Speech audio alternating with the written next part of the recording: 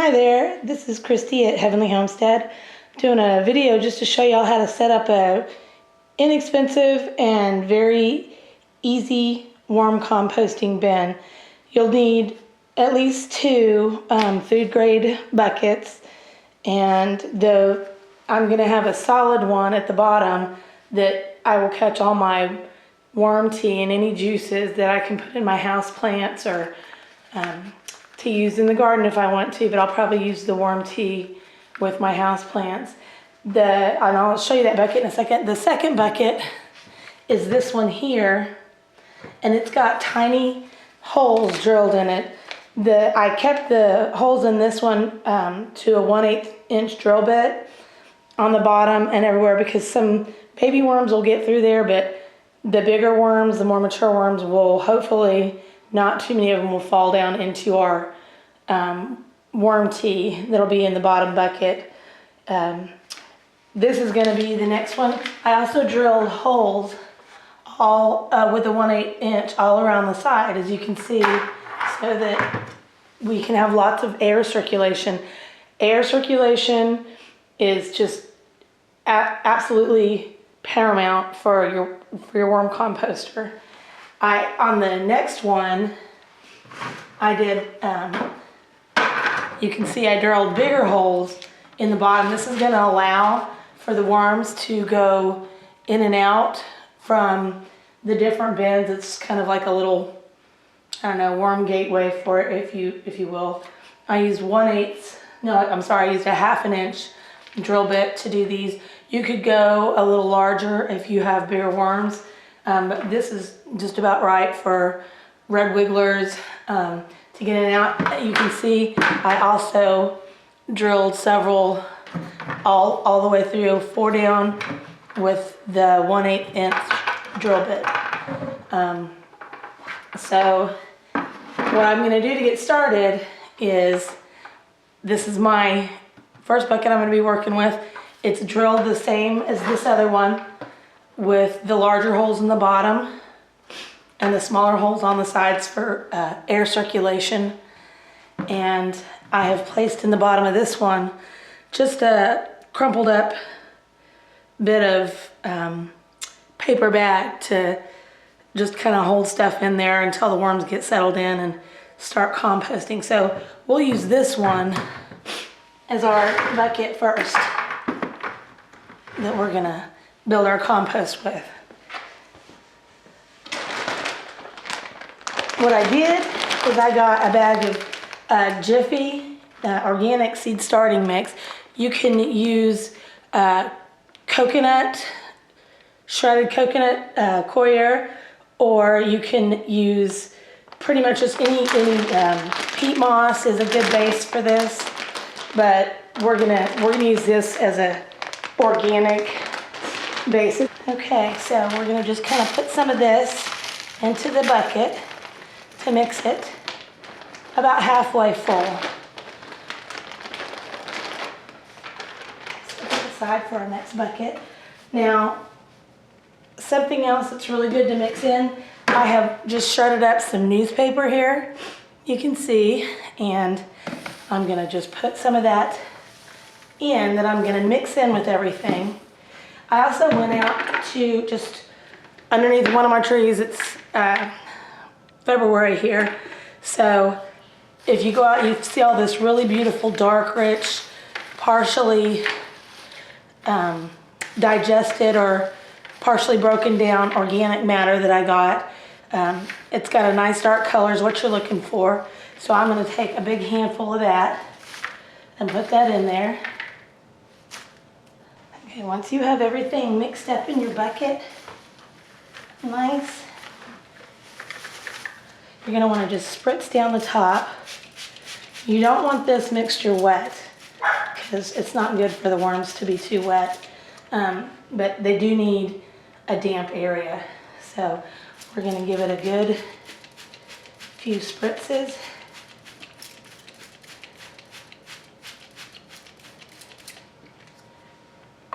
And mix it a little bit more. Spritz down in here. The peat moss is fairly dry.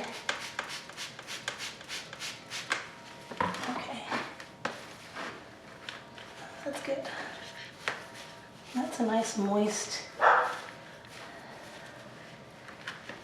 but not sopping wet area for the worms to get started. Okay.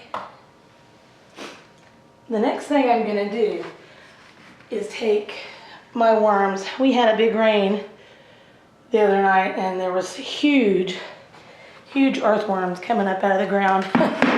You can see them. They are redonkulously big, so I probably picked up about 20 of these guys off of my driveway. And then I also went to Walmart and got some just fishing worms. And I dumped them in this bucket to try to preserve them. I'm going to order some more worms for my worm tower, but this is going to be my base. So I'm going to take this bucket. I'm going to take this very bottom one that there's nothing in. I'm going to put some newspaper down in it. Just like that. I'm just going to spritz that down a little bit. Let it kind of settle in there.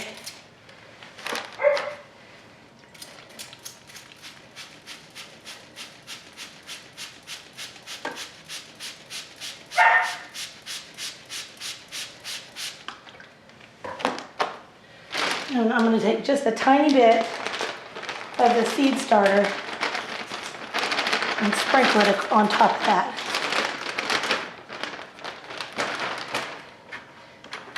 This will be my next bucket in my tier. So now we have our worms and our second bucket down. My third bucket was the one that we did the little bitty holes in the bottom to hopefully discourage the worms from going all the way through and getting stuck in the worm tea. So I'm going to make this one just like I did the last one. I'm going to put some newspaper down in here. Oops. These be creaking in the corners. You can tell the winter weather has gotten the best of my voice right now.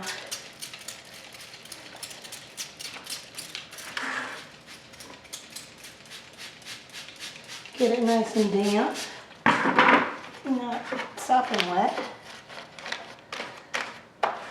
And you're going to sprinkle just a tiny bit of the mixture on that as well, and the peat moss, just to kind of weight it down. And this all is going to set in here. So now we've got our bucket with the smallest holes and our bucket that will encourage the worms, the two buckets with the larger holes that encourages the worms to move around kind of as you will, if you will, in this worm hotel. And we definitely want to put a lid on. Worms do not like a lot of light. They want to go down where it's nice and dark. If you can see, this is my lid. Like I said, aeration, or letting the air through, is the key. I have drilled the smaller holes in the top of my lid, and we're going to put that on there. I actually wanted to show y'all, I had second thoughts about the bucket that I was using. It did not have any clear markings that it is food grade plastic, and so I want to make sure I'm not using something in my worm bin that's not food grade, because I don't want any plastic leaching into my wonderful nutrients that I'm making for the garden. So I went and grabbed one of my honey buckets that I will have to replace, but that's fine. Got a while before it's the honey harvest. So this is going to be the bottom bucket. Some people cut out a hole and put a spigot in it low down here to make harvesting the worm tea easier. You can do that, or you can lift it in and out, you know, whatever your preference is. I may see if I can get my hubby to do that as a project eventually, but for now, I'm just getting it set up into my tower. So, here we've got these buckets all set up. Okay, so it's been a while. We're back to our worm compost, and as you can see, everything that we put in there has gotten this dark, beautiful, rich compost that is just gold, gold, gold for the garden. So what we've done is my hubby helped me make this sifting box.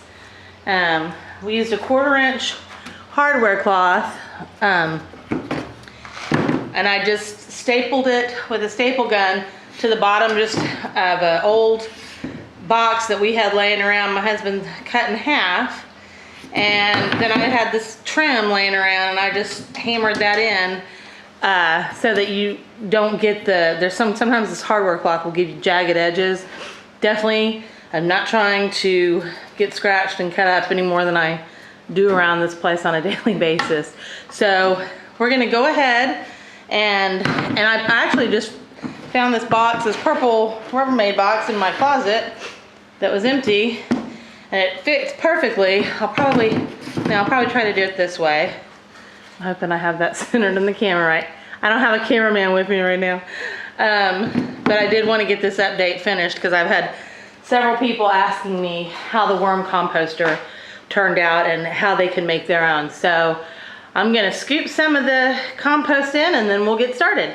Okay, so we have our sifter filled, and you can either just kind of go through with your hand. It's really nice, you know, it's just like soil, there's a little worm.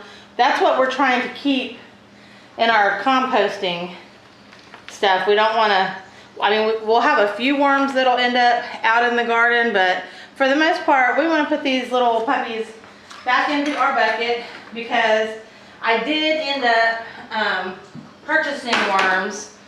So you can kind of sift through. Those are the bigger worms that are in here, so they shouldn't fall through the bucket, but they sure are fat and happy and enjoying this. So let's give it a little shake. Maybe some taps, and you can kind of see, I don't know what that is. It's a hunk of some type of food that got put in there. Not really sure what it is, but I'm gonna give this some good shakes and taps for a while and see what we end up with in our container. Okay, so I sifted through most of it, and you know, I have found just for, you know, my strength and tolerance, to me it's easier just to kind of gently ruffle this back and forth. You can see there's still some undigested paper, there's some bits of eggshells.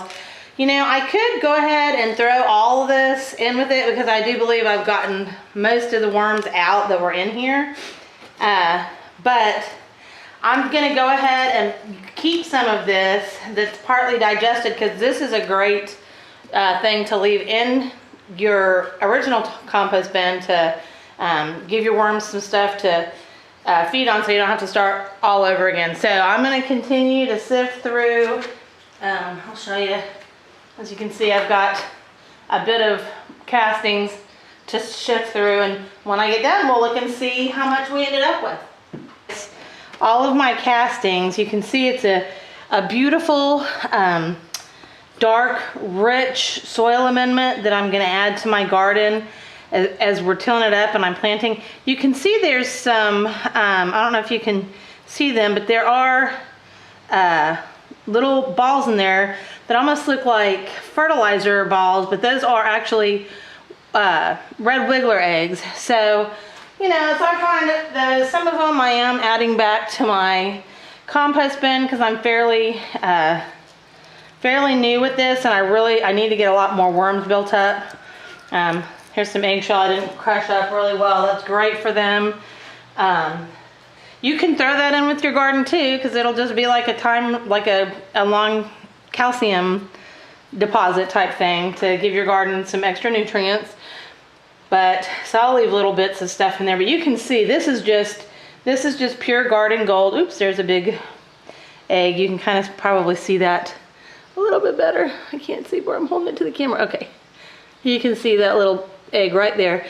So anyway, that's how we made our worm compost to get our castings. It was really easy, it was cheap. I am gonna go to Walmart. I was told that you can go to Walmart and ask for icing buckets from the bakery. So I'm gonna start collecting icing buckets. They're food grade, so I plan on getting several more of these worm compost bucket systems going. And I don't think I'm gonna go with 5. I think just learning, I think 3 is the best. If you have your top one that we set up, as you throw your food in it, and then have one underneath it to kind of catch the worms as they're eating down if they eat through. And then the very bottom one, remember, has no holes in it because it's gonna catch your worm tea.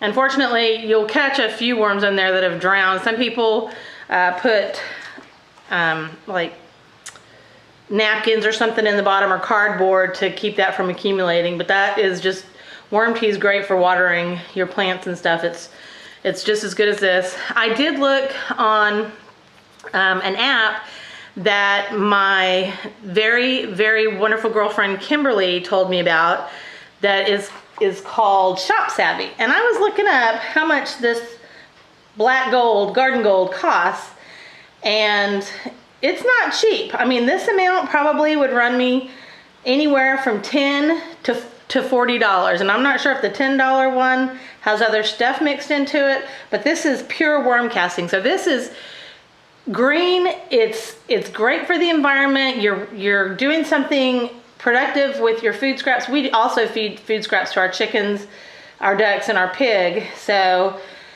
you know, we have things that we can redistribute our uneaten food all over to keep the world going around. And I'll tell you what, Kimberly is really great. She's got a YouTube channel. It's called Daily Life with Kimberly. I'm gonna give that a shout out. She is just amazing with teaching you how to save money and just great little household tips. She's the Martha Stewart to my country redneck girl. So anyway, I'll put a link to her Facebook channel if you want to check her Facebook channel out. Again, it's Daily Life with Kimberly, and I just am thankful that y'all joined us at Heavenly Homestead for this video tutorial on how to do a worm casting bucket, and I hope it helps you, and I hope to see your comments and feedback about how your own worm composting buckets are turning out. So let me know how it's working out for you. You have a blessed day. This is Heavenly Homestead.